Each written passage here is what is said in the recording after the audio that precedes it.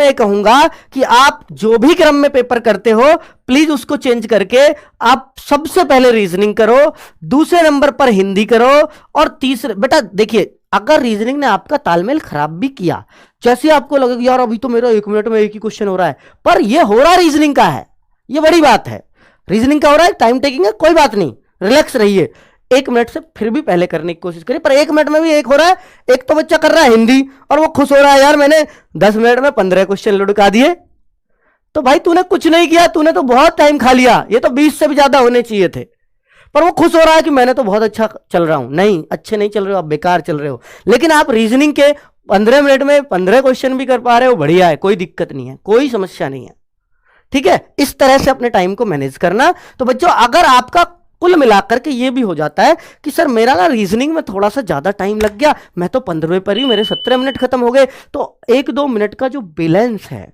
जो बिगड़ा है आपका, वो हिंदी में पूरा कर लोगे, उसको जीएस में पूरा कर लोगे जल्दी से पढ़ करके। लेकिन अगर हिंदी जीएस पहले ही कर लिए तो आप अपना बैलेंस नहीं बना पाओगे पेपर में। ये पहले कर लिए, अब मान लो इनमें ज्यादा टाइम दे दिया, रीजनिंग को कम बच रहा, मैथ से बैलेंस बन रहा, मैथ तो और अपना टाइम और दूसरे का भी खा जाएगा, मैथ तो ऐसी चीज है। तो इसलिए मैं आपसे कह रहा हूं कि सबसे पहले रीजनिंग करना, बैलेंस खराब होगा तो बना देगी, कौन बना देगी? हिंदी बना देगी, जीएस बना देगी। ये क्या कर रहे हैं। और बेटा एक लास्ट में जो बात है वो मैथ्स की कर रहा हूं, एक बात ये ध्यान दे लेना, इन्हें बताइए यार क्या है ये। तो मैथ्स का बच्चों जो लास्ट में जो मैथ्स होगा उससे फायदा ये होगा आप लोगों को, मैथ्स से फायदा ये होगा आप लोगों को बच्चों लास्ट में करने का, कि लास्ट में बचता है आपके पास बड़ा लिमिटेड टाइम। अब बहुत सारे बच्चों को ये दिमाग में रहता है सर लास्ट में मैथ्स में तो हाथ पांव फूल जाएंगे, हाथ पैर फूल जाते हैं, वहां तो घबराहट चरम पे होती है और ज्यादा, तो उस टाइम पे मैथ्स का सवाल जो आ रहा है वो भी गायब हो जाएगा हमसे, ये एक सोच होती है। पर आप यकीन मानना ये सोच आपको फायदा करती है, नुकसान नहीं। सर फायदा कैसे, बता देता हूं। मैं ये मूंड मारता मारता आपसे थक गया हूं कि मैथ्स के उन क्वेश्चनों को, या रीजनिंग में भी ये करना जो क्वेश्चन एक बार में समझ में ना आए उसको गोला कर देना, और जो एक बार में समझ में आ जाए बस उसी को करना। चाहे गोले आपको रीजनिंग में भी 5-7 करने पड़ जाए, कोई दिक्कत नहीं है। चाहे मैथ में आपको और 8-7 क्वेश्चन पे करने पड़ जाए, कोई दिक्कत नहीं है। पर आप यूं समझ लेना, आपको टारगेट ये लेके चलना है, पूरा पेपर मुझे 50-52 मिनट में करना है। 7-8 मिनट उन रिव्यू वाले क्वेश्चन को देना है जिनको मैं छोड़ के गया हूं। बच्चों ज्यादा छोड़ना चाहे कितने ही, कोई दिक्कत नहीं, 7 से ज्यादा गोले नहीं होंगे आपके रीजनिंग में, 8 से ज्यादा कभी मैथ्स में नहीं होंगे, और 8-7 15। इन 15 क्वेश्चनों के लिए अगर आपने 8 मिनट भी बच रहे हैं, ध्यान देना मेरी बात पर, 15 क्वेश्चन के लिए 8 मिनट भी बच रहे हैं, और आप इनमें से 8 भी कर गए, और निश्चित तौर पे कर जाओगे कि उस टाइम पे प्रेशर नहीं है पेपर पूरा पढ़ा है कि नहीं, क्योंकि लास्ट में प्रेशर खत्म है बच्चों। उन 8 मिनट में ये दिमाग में आएगा आपको कि यार पेपर तो हो ही गया है, अब इनमें से जो हो जाएगा मेरे लिए बोनस है। उनमें कॉन्फिडेंस चरम पे होता है। उन 8 मिनट को बचा लेना अपने रिव्यू क्वेश्चन के लिए, यह टारगेट लेकर के जाना, आप निश्चित तौर पर सफल हो जाओगे। उन 15 क्वेश्चन में से मैं निश्चित तौर पर कहता हूं उन 8 मिनट में आप 8 क्वेश्चन कर जाओगे, और वो 15 जो आप कर ही नहीं रहे थे, और 8-9 क्वेश्चन अगर आप उनको कर गए जो आपसे हो ही नहीं रहे थे, या टाइम ज्यादा लगता, आप उनमें से 8-9 कर गए, तो कौन रोकेगा आपका सिलेक्शन, बताइए। आप रुक ही नहीं सकता।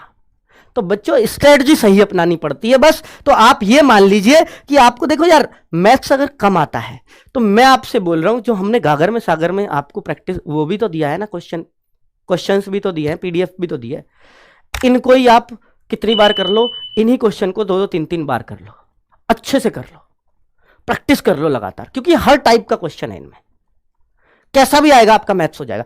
इस बार यह भी पक्का है कि 1 घंटे का पेपर हुआ है ना, वैकेंसी ज्यादा है ना, वैकेंसी के हिसाब से पेपर का लेवल बढ़ता है एसएससी का, ये याद रखना। वैकेंसी ज्यादा पेपर का लेवल आसान, वैकेंसीज कम पेपर का लेवल हाई।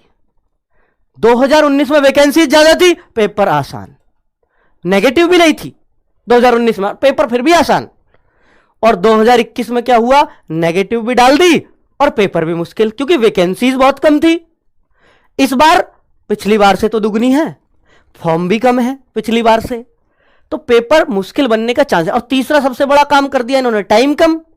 तो पेपर मुश्किल बनने का चांस तो कहीं से भी किसी भी हद तक नहीं बनता। ठीक है बच्चों, इस बात को जरूर नोट कर लेना। और अगर जब पेपर मुश्किल नहीं है तो इसका मतलब मैथ्स मुश्किल नहीं है, क्योंकि देखो इनकी जीएस हमेशा मुश्किल रहेगी, इसमें कोई शक नहीं है।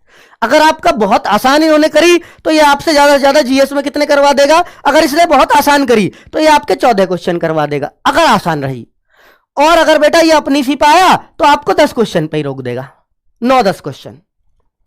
तो जीएस तो इतने के बीच घूमनी है। जो सारा फर्क पड़ता है पेपर मुश्किल आसान का वो मैथ्स से पड़ता है। रीजनिंग ये कभी मुश्किल कर ही नहीं सकते, ना इन्होंने आज तक किया है, ना इनके पास वो है तरीका मुश्किल करने का रीजनिंग को। ये बात नोट कर लेना, चाहे सीजीएल हो इनका, सीएचएसएल हो, सीपीओ हो, एमटीएस हो, एसएससी जीडी हो, रीजनिंग एक ही लेवल रहता है, कुछ फर्क नहीं पड़ता।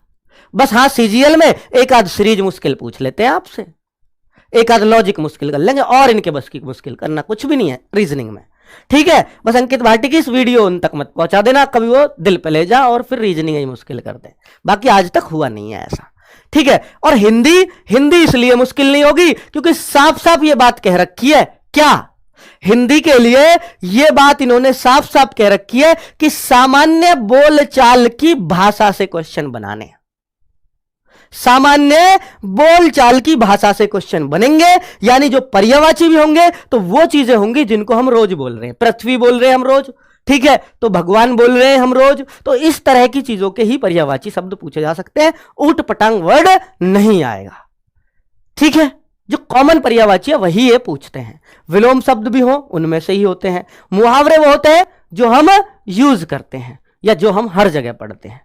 तो कभी भी एसएससी जीडी में कोई भी ऐसी चीज उठपटांग नहीं आती जिसको ये कहीं से भी उठा के पूछ लें। तो इसलिए हिंदी में आपको घबराना नहीं है बिल्कुल भी। जीएस में मैंने बता दिया बहुत ज्यादा फर्क नहीं पड़ता, आसान पूछी तो 14 करवा देंगे, मुश्किल पूछी तो आपको 9-10 पे रोक देंगे बस। मैथ्स ही एक ऐसी चीज है जिसमें ये मुश्किल करते हैं तो बच्चे को लिटा देते हैं, बिछा देते हैं, और बच्चे अगर ये आसान देते हैं तो सब बच्चे बढ़िया करके आते हैं। इस बार जो आसार है इस टाइम को देखते हुए वो मैथ्स आसान आने के हैं, क्योंकि जब आपका 60 मिनट देते हैं सीएचएसएल में, 60 मिनट देते हैं सीजीएल में, जब 60 मिनट का इनमें देते हैं और सीजीएल सीएचएसएल इन पे मैथ्स में तो क्वेश्चन भी अच्छे खासे हैं, तो बच्चों वहां ये मैथ्स मुश्किल नहीं करते, तो ये जीडी में कैसे कर सकते हैं जहां तो वैकेंसी बहुत ज्यादा है। ठीक है, तो इसलिए बिल्कुल निश्चिंत रहे कि आपका मैथ्स मुश्किल आएगा।